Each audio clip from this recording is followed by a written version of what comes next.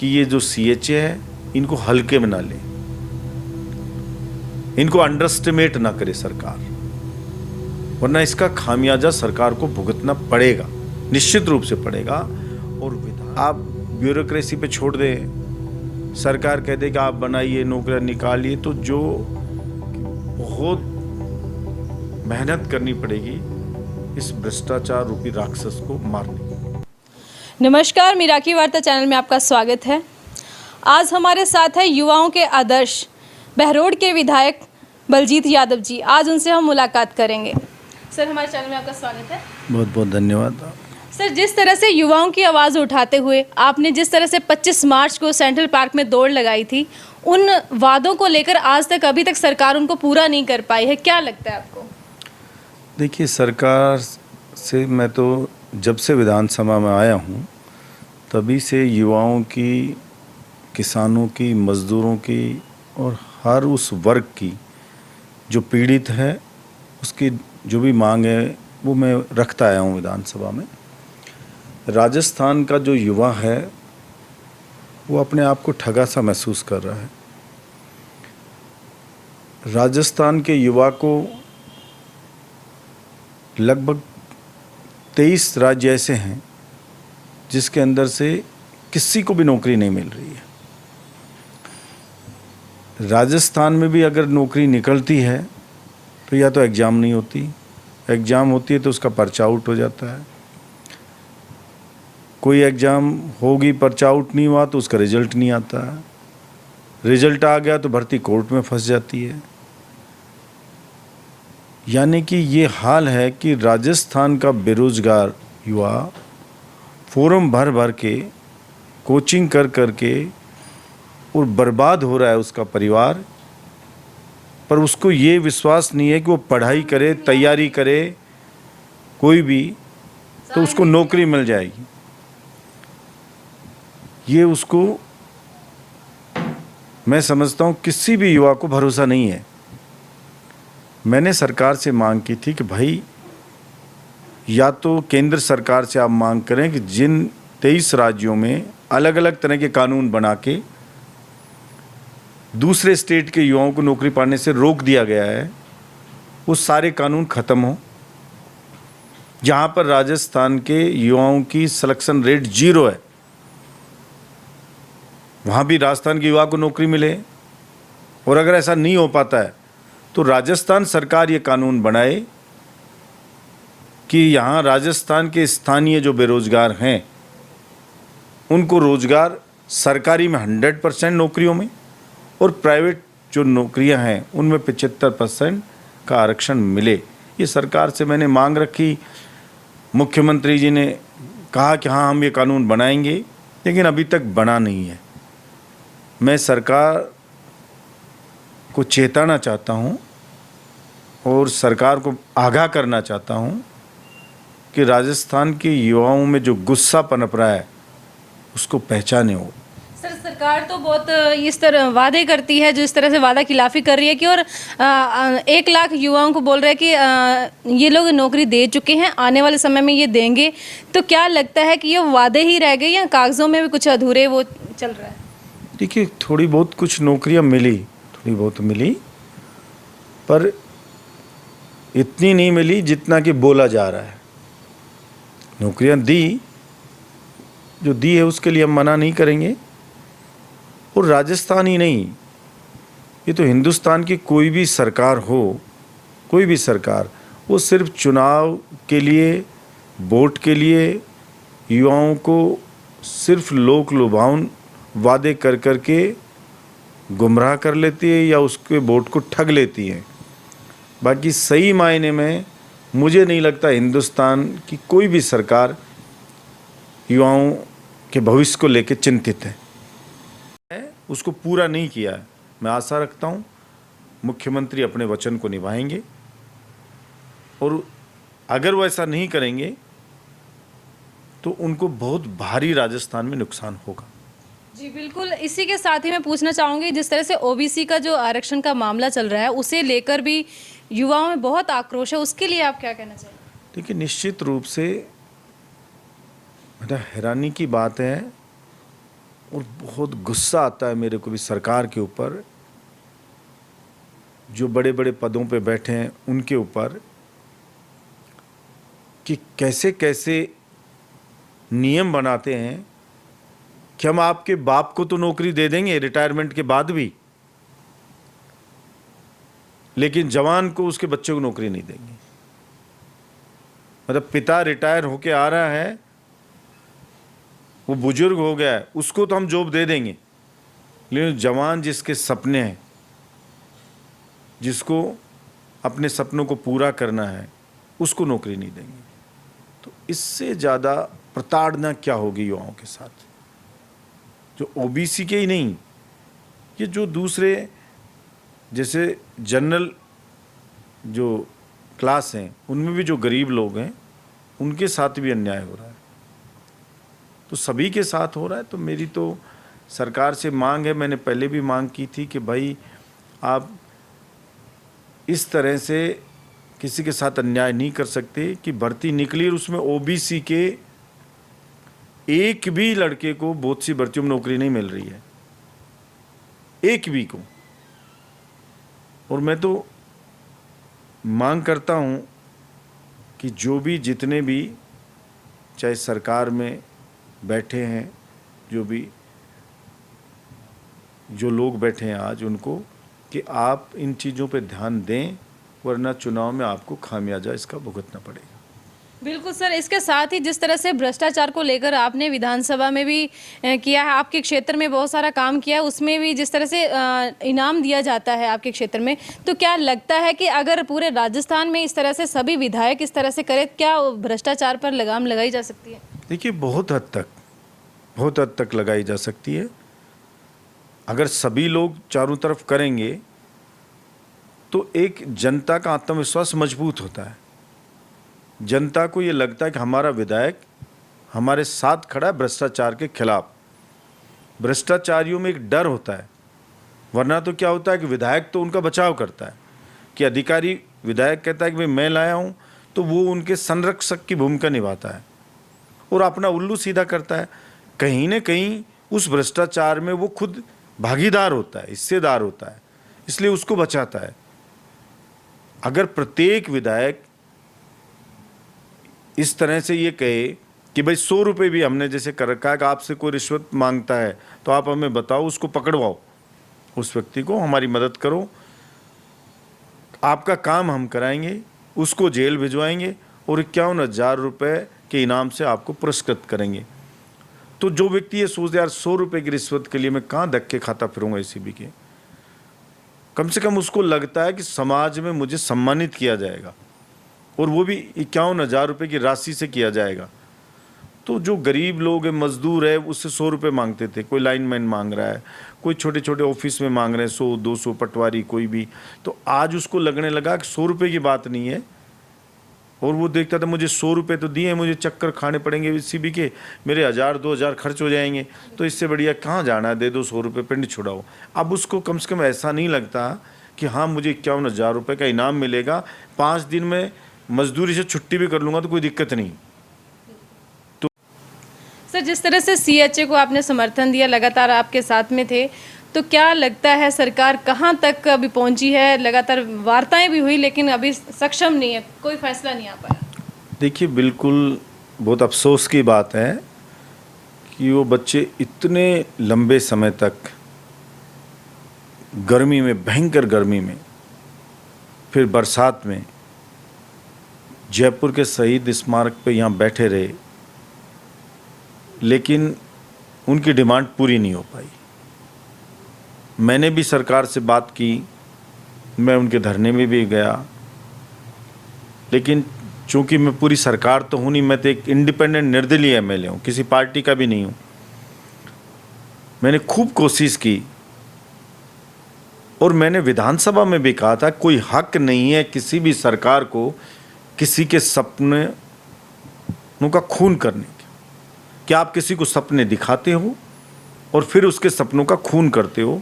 मैंने कहा कि इंसान के जीवन में सबसे ज़्यादा पीड़ादायक स्थिति कोई होती है तो वो ये होती है जहाँ उसके सपनों का खून हो जाता हो। तो आप संविदा पे या तो आपको रखना ही नहीं चाहिए, आपको टेम्परेरी रखना ही नहीं चाहिए। आप रखें तो उसको गवर्नमेंट परमानेंट जॉब दें, या आप रखें तो उसको कह दें भाई चलो हम 5 साल आपको टेम्परेरी रखेंगे, उसके बाद आपको परमानेंट कर देंगे। तो उसको कम से कम ये तो रहे कि मेरा 5 साल बाद भविष्य वो ठीक हो जाएगा, तो वो मामूली सी तनख्वाह में भी काम कर लेगा। आप उसको रख लेते हो, वो सपने दिखा देते हो, वो बेचारा रिश्तेदारी में सब जगह बोलता मुझे जॉब मिल गई, जॉब मिल गई। एक छोटा सा उसका बच्चा भी होता है तो सब जगह बोलेगा मेरे पापा को नौकरी लग गई है, मेरी मम्मी की नौकरी लग गई है, अपने स्कूल में बता देगा। आपने प्राइवेट स्कूल में उसका एडमिशन करा दिया, आप अपने बच्चे को अच्छी ड्रेस दिला करके उसको स्कूल भेज दिया कि बेटा मेरी नौकरी लग गई है, अब आपको अच्छे स्कूल में पढ़ाएंगे, इंग्लिश स्कूल में पढ़ाएंगे, अच्छे कपड़े पहनाएंगे, और फिर एक दिन पता लगता है कि अभी आपको निकाल दिया। तो क्या वो अपने बच्चे को स्कूल से वापस लेके आए? तो उस बच्चे के मन पे भी क्या गुजरेगी? तो एक उस कर्मचारी के सपने को नहीं तोड़ रहे, उसके सपनों का ही खून नहीं करे। वो बच्चा है छोटा, चाहे 1 है 2 है, उन बच्चों के सपनों का भी खून कर रहे हो आप। ये आपको कोई अधिकार नहीं है। तो मैंने मांग की थी कि भाई कोई भी रास्ता निकालो, और अगर आप अभी नहीं करो तो कम से कम इनको यार कंटिन्यू तो कर दो। अभी कुछ समय के लिए कर दो। धीरे धीरे आप संविदा पे ले रहे हो तो इनमें से लेते जाइएगा, इनको बोनस अंक दे करके ये चले जाएंगे। वो भी कोई इतनी एडमेंसी नहीं थी कि साहब हमें तो आज ही कोई संविदा पे लो या आज ही परमानेंट करो, लेकिन ये जो जैसे काम कर रहे थे इनको करने दो। लेकिन दुर्भाग्य है ये कि जब गरीब को, बेचारे मजबूर पीड़ित व्यक्ति को अगर कोई सहायता देने की बात आए तो सरकारों का खजाना खाली हो जाता है। चाहे पूंजीपति हजारों करोड़ रुपया लूट ले जाएं तब कोई फर्क नहीं पड़ता, लाखों करोड़ रुपया माफ़ कर दिया जाता है उद्योगपतियों का, लेकिन गरीब को देने की जहाँ बारी आती है वहाँ सब के पास टोटा पड़ जाता है, सरकारों के पास। तो ये दुर्भाग्य रहा, और मैं तो अभी भी सरकार से मांग करता हूँ कि ये जो CHA है इनको हल्के में ना ले, इनको अंडरएस्टिमेट ना करे सरकार, वरना इसका खामियाजा सरकार को भुगतना पड़ेगा, निश्चित रूप से पड़ेगा। और विधानसभा सत्र जब भी चलेगा, बलजीत यादव जी जान से उनकी मांग को पूरी मजबूती के साथ उठाएगा, और सिर्फ मांग को नहीं उठाएगा, मैं कहना चाहता हूँ अगर इनके साथ न्याय नहीं मिला, न्याय नहीं हुआ इनको साथ, तो चाहे मुझे और युवाओं को भी जोड़ना पड़े और जोड़ के इनकी लड़ाई लड़नी पड़े, इनके हक की लड़ाई निश्चित रूप से लड़ी जाएगी। सर एक सवाल कि जब 144 लगा के इनको यहाँ से धरना हटाया गया, लाठीचार्ज भी इनके ऊपर हुआ है, उसको सरकार ये बता रही है कि धरना अपने आप इन्होंने ख़त्म किया मर्जी से, लेकिन उसके बाद अब अगर कांग्रेस एक दिन का प्रोग्राम वहाँ पे करती है, सत्याग्रह जैसा प्रोग्राम होता है, तो तब 144 कहाँ जाती है? नहीं, देखो ये तो बिल्कुल सरासर गलत बात है, और कोई अपने आप नहीं हटाया है। पुलिस ने जोर ज़बरदस्ती उनका धरना उठाया है, उनको उठा के ले जाकर थानों में बंद किया, कुछ लोग बंद भी रहे, 36 लोगों पे मुकदमे दर्ज है, और मुकदमे दर्ज करे हैं लोगों के ऊपर।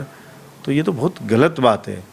कोई बोलेगा अपने आप चल, मैंने बोला ना, ये वही बात है कि जैसे बिल्ली को देख के कोई कबूतर आंख बंद कर लेता है कि बिल्ली भी शायद मुझे नहीं देख रही, तो भूल होती है, बिल्ली उसको खा जाती है। इसलिए अगर कोई ये समझे जोर ज़बरदस्ती रात में इनको भगा दो लाठी के जोर से, और वो ये समझे कि अब सब भूल जाएंगे, ऐसा कोई नहीं भूलता है। वही तो मैं बात कह रहा हूँ कि इनको अंडरएस्टिमेट ना करें आप। ये चुनाव में आप जाओगे तब आपको पता लगेगा। अभी आप भगा सकते हो, चुनाव भी कोई बहुत ज़्यादा दूर नहीं, और दूर हो तो भी मैंने कहा ना, जिसके सपनों का खून आप करते हो वो जीवन भर नहीं भूलता है। और लोग ये समझते हैं कि भाई कुछ समय बाद सब भूल जाएंगे, और जब चुनाव आएगा तो सब अपनी अपनी पार्टी में बट जाएंगे, अपनी अपनी जातियों में बट जाएंगे, अपने अपने कैंडिडेट में बट जाएंगे। ये लोगों को कुछ ऐसा होता भी है, इस कारण से ये परसेप्शन बन गया है। लेकिन मेरा ये मानना है कि मैंने पहली बार इनको लड़ते हुए देखा, इतनी मजबूती से इतने लंबे समय तक ये लड़े, इससे मुझे लगता है कि ये भूलने वाले हैं नहीं। जी, बहुत बहुत शुक्रिया सर। राजस्थान में रहते हैं तो राजस्थान की बात करेंगे। तो मुझे नहीं लगता कि राजस्थान के युवाओं के साथ यहाँ की सरकार न्याय कर रही है। सर, इसी के साथ ही जिस तरह से आपने विधानसभा में मुद्दा उठाया था कि जो निजी कंपनियां हैं वो रोजगार दे, उस पर भी अभी कहीं ना कहीं काम नहीं हो पाया, जिस उसे देखकर उसे क्या कहेंगे आप? देखिए, ये सब काम होता है जब आपकी इच्छा शक्ति हो और आपके मन में भी एक आग हो कुछ करने की, आपको खुद से अंदर से पीड़ा हो उन युवाओं की पीड़ा को जान करके, तो आप काम करेंगे। आप ब्यूरोक्रेसी पे छोड़ दें, सरकार कह दे कि आप बनाइए, नौकरियां निकालिए, तो जो ऑलरेडी कोई आईएएस बन के बैठा है वो पीड़ा नहीं जानता कि किसान मजदूर का बच्चा है, वो एक 4th क्लास की भर्ती के लिए भी संघर्ष कर रहा है, वो एक बाबू बनने के लिए संघर्ष कर रहा है, वो बेचारा 3rd ग्रेड टीचर के लिए संघर्ष कर रहा है, वो एक कंपाउंडर बनने के लिए संघर्ष कर रहा है, कोई एएनएम बनने के लिए संघर्ष कर रहा है। उसको उस चीज़ का पता नहीं है, उसकी वो पीड़ा जानता नहीं है। और वो लोग एक फाइल चल रही है, हम कर रहे हैं, उसको ये नहीं पता कि गरीब आदमी एक एक दिन, एक एक घंटा कैसे जी रहा है, वो इंतज़ार कितना उसको भारी पड़ रहा है, उसका अंदाज़ा उनको नहीं है। क्योंकि उनका जीवन है वो पूरी तरह से लग्जरी है, इसलिए उनको पीड़ा क्या होती है उसका एहसास ही नहीं है। पॉलिटिशियन है, वो जीत के आता है, उसकी लाइफ भी लग्जरी है। तो ऐसा मैं ये समझता हूँ कि ऐसा ये मान लिया गया है, ऐसा ये मतलब लगता है लोगों को कि भाई चुनाव आएगा तो ये सारे मुद्दे पीछे रह जाएंगे, फिर चुनाव जातिवाद के नाम पे हो जाएगा, चुनाव कैंडिडेट के नाम पे हो जाएगा, चुनाव पार्टी के नाम पे हो जाएगा और इन मुद्दों का कोई बहुत ज़्यादा महत्व नहीं रहेगा। ऐसा एक परसेप्शन बन गया है और सभी लोग ये मानने लग गए। अगर ऐसा नहीं होता तो राज्यसभा चुनाव के वक्त मैंने ये मांग रखी थी कि भाई कोई भी पार्टी, भाजपा है, वो मोदी जी से लिखा दे कि अगर हमारी सरकार आई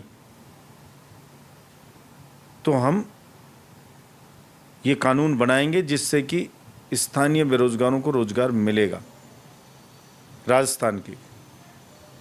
और कांग्रेस सरकार चूंकि सरकार है तो वो सरकार अभी कह दे कि भाई हम ये बिल लेके आएंगे और हम ये कानून बनाएंगे जिससे कि सरकारी में 100% और प्राइवेट में 75% राजस्थान के युवाओं को आरक्षण मिलेगा। तो जो भी पार्टी पहले कहेगी मैं उस पार्टी को वोट देने को तैयार हूँ, जहाँ बुलाए वहाँ आने को तैयार हूँ। सभी पार्टियों के एमएलए 5 स्टार होटलों में कैद थे।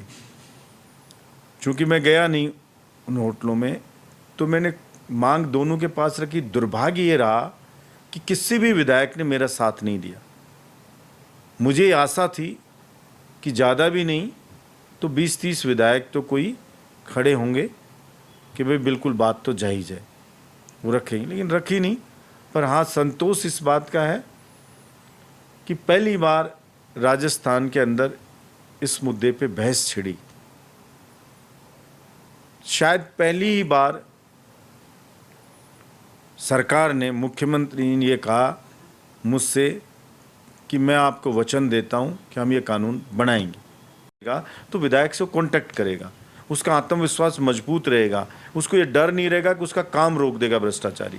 उसको पता है कि विधायक ने कहा उसका काम वो खुद कराएगा। उसकी रिश्वत की राशि हम वापस दिलवाते हैं, ऊपर से उसको इनाम देते हैं। तो मेरे यहाँ अब तक मैं 24 लोगों पे कार्रवाई करा चुका हूँ, जिसमें 2 साल कोरोना में तो सब बंद ही रहा था। कितना सा समय मिला, इतने समय में अगर एक एमएलए 24 भ्रष्टाचारियों पे कार्रवाई करवा सकता है, आप सोचो पूरे राजस्थान में सब जगह होती अगर कार्रवाई, तो निश्चित रूप से सुधार आता। मेरे पास कोई एसीबी थोड़ी ना है, मैं कोई मुख्यमंत्री तो हूँ नहीं जो एसीबी मेरे अंडर आ रही है। कोई बहाना कर जाते हैं भाई एसीबी हमारे अंडर नहीं है, हम क्या कर सकते हैं। लेकिन मैंने जैसे पहले कहा, इच्छा शक्ति होनी चाहिए। आपकी इच्छा शक्ति है कि मैं भ्रष्टाचार के खिलाफ जंग लड़ूं, उसके खिलाफ काम करूं, तो निश्चित रूप से आपको सफलता मिलेगी। भगवान भी आपको इस तरह की ताकत देगा कि आप अपने मकसद में कामयाब होंगे।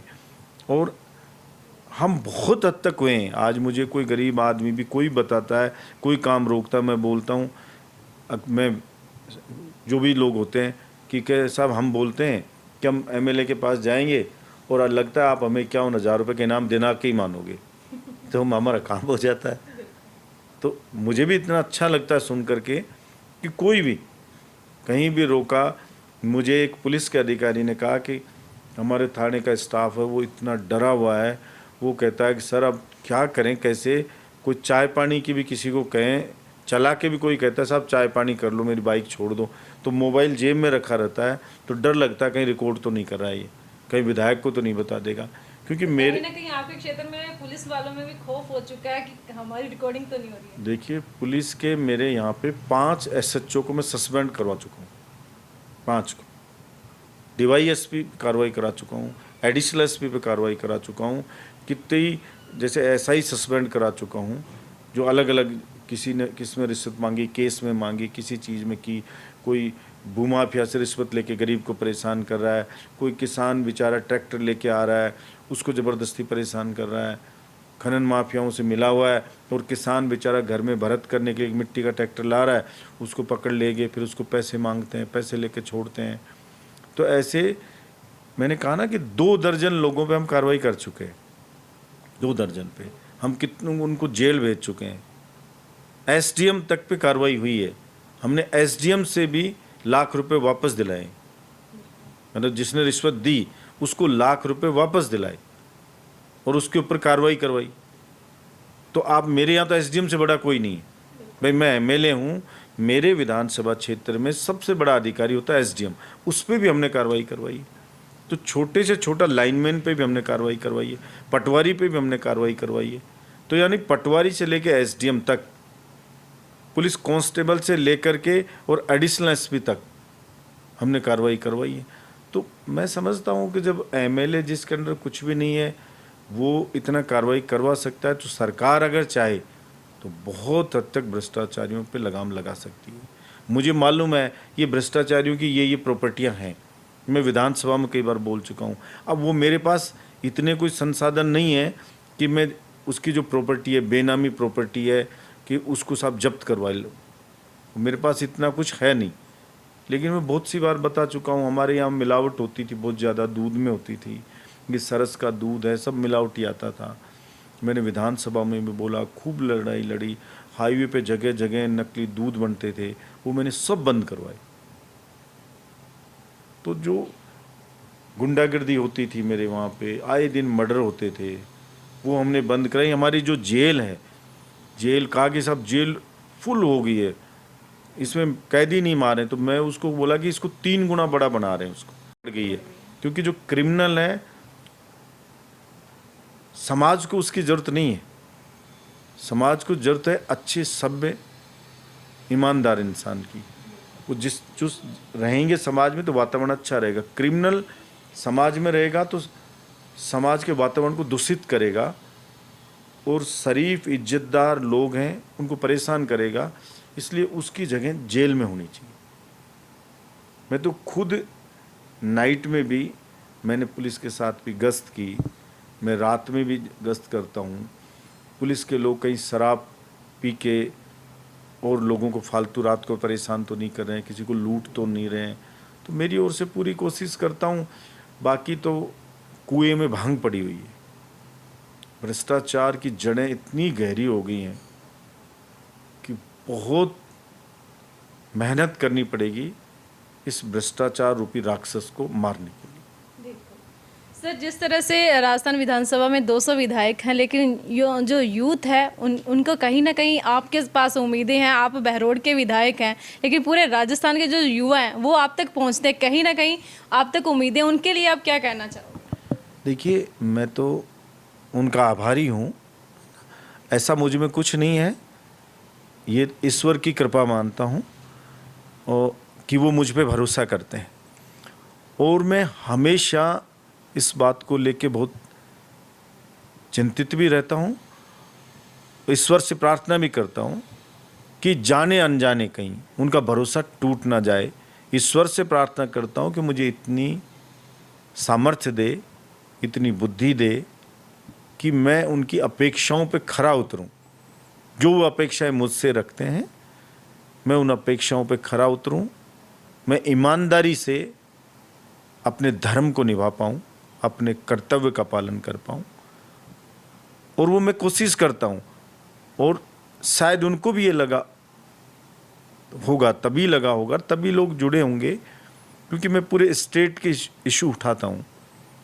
तो जब भी आप ईमानदारी से अगर कोई काम करते हैं, तो हमारे गाँव में कहावत है कि भाई घी डाला हुआ अंधेरे में भी दिखाई देता है। अगर आप ईमानदारी से ऑनेस्टली आप किसी के लिए लड़ते हैं, तो मैं समझता हूँ वो जो पब्लिक है या दूर बैठा लोग भी देखता है, वो समझ जाता है कि ये व्यक्ति ईमानदारी से हमारे हक के लिए लड़ रहा है, और ये कोई दूसरा बात करता है कि ये बनावटी सिर्फ टोटल पूरे कर रहा है। वो उसको समझ आ जाता है। जैसा सरकार से कभी मेरी, आपने देखा होगा, चाहे सरकार पीछे संकट आया तब, चाहे अब आप एमएलएज की सुनते होंगे, अपना दुखड़ा रो रहे होंगे कि मुझे ये दे दो, मुझे ये दे दो, मुझे ये नहीं मिला, मुझे ये नहीं मिला। मिल गया, फिर दूसरे दिन मिल गया तो राजी हो गए कि अब हम खुश हैं। लेकिन आपने कभी भी नहीं सुना होगा कि बलजीत यादव ने कभी अपने व्यक्तिगत हित की बात की। कभी नहीं सुना होगा कि मैंने ये कहा हो कि मेरा व्यक्तिगत ये काम नहीं हुआ। विधानसभा में कभी नहीं सुना होगा कि मैंने ये कहा हो कि मुझे व्यक्तिगत रूप से परेशानी है सरकार से। 100% मैंने जो भी बात रखी होगी वो आम जनता की रखी होगी कि जनता को ये प्रॉब्लम है। सरकार से लड़ाई हुई होगी तो जनता के मुद्दे पे। मैं बाड़ाबंदी हुई होगी तो सब बाड़े में होंगे। मैं पहले भी मेरे क्षेत्र में खुला रहा, दोबारा भी रहा, तो सब पार्टियों के लोग बाड़े में थे, तब भी जनता के बीच में रहा और जनता की मांग उठाता रहा। अब मजबूरी मेरी ये है कि सरकार बनती है संख्या बल पे, गिरती है तो उसके लिए भी संख्या बल चाहिए, और मैं अकेला निर्दलीय हूँ। तो ना मैं सरकार बना सकता हूँ, ना मैं किसी की सरकार गिरा सकता हूँ। ये मेरी, ये मान लीजिए कि कमजोरी कहिए, जो भी कहिए, इतनी है। हाँ, मैं जनता की मांग नहीं मानने पे, जनता के हित में काम नहीं करने पे सरकार को कटघरे में खड़ा कर सकता हूँ। वो खड़ा करने का मैं प्रयास करता हूँ और हमेशा करता रहूँगा। जनता मेरे लिए सर्वोपरि पहले भी थी, आज भी है, हमेशा रहेगी। यूथ का मैं प्रतिनिधित्व करता हूँ, इसलिए, और चूँकि मैं ज़्यादा उनके बीच में रहता हूँ तो उनकी समस्याओं को शायद दूसरों से ज़्यादा समझता हूँ। मिडिल क्लास फैमिली से मैं बिलोंग करता हूँ, इसलिए मैं जो मिडिल क्लास लोगों की, गरीब लोगों की जो भी समस्याएं हैं, जो भी उनकी मजबूरियां हैं, जो भी उनके दुख दर्द हैं, उन सबको मैं अच्छे से जानता हूँ, क्योंकि मैंने भी ऐसा भोगा है, ऐसी परेशानियों को मैंने भी झेला। जी, बहुत बहुत शुक्रिया सर हमसे बात करने के लिए। धन्यवाद।